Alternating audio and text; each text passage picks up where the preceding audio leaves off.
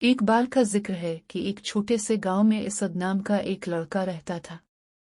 اسد بہت ذہین اور شیطان تھا، لیکن ایک مسئلہ تھا کہ وہ اکثر اپنے والدین کی بات نہیں سنتا تھا۔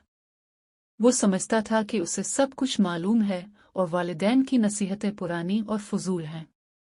ایک دن اسد کے والدین نے اسے جنگل میں نہ جانے کی ہدایت کی، کیونکہ جنگل میں جنگلی جانوروں کا خطرہ تھا۔ لیکن اسد اپنی ضد میں آ گیا اور سوچا کہ وہ بہادر ہے اور اسے کوئی نقصان نہیں پہنچا سکتا۔ اگلے دن اسد نے اپنے والدین کی بات کو نظر انداز کیا اور جنگل کی طرف چل دیا۔ شروع میں سب کچھ ٹھیک لگ رہا تھا، خوبصورت درخت، چہچہاتے پرندے اور ٹھنڈی ہوا۔ اسد بہت خوش تھا کہ اس نے اپنے والدین کی بات نہیں مانی اور وہ اپنی مرضی سے گھوم رہا تھا۔ لیکن کچھ دیر بعد اسد کو جنگل کے بیچوں بیچ ایک بڑا ریچھ نظر آیا۔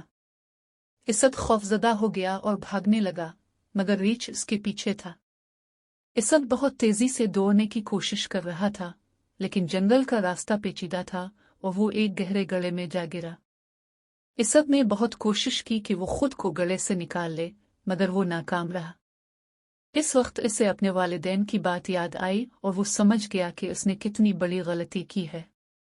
وہ بہت پچھتا رہا تھا کہ کاش اس نے اپنے والدین کی بات مان لی ہوتی۔ کچھ گھنٹوں کے بعد اسد کے والدین اسے تلاش کرتے ہوئے جنگل میں آئے اور گڑھے میں پھنسے ہوئے اسد کو دیکھا۔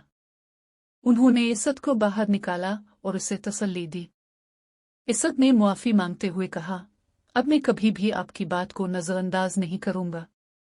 مجھے آج احساس ہوا کہ آپ کی باتوں میں میری بھلائی ہے۔ اس دن کے بعد اسد نے ہمیشہ اپنے والدین کی بات مانی اور ان کی نصیحتوں پر عمل کیا۔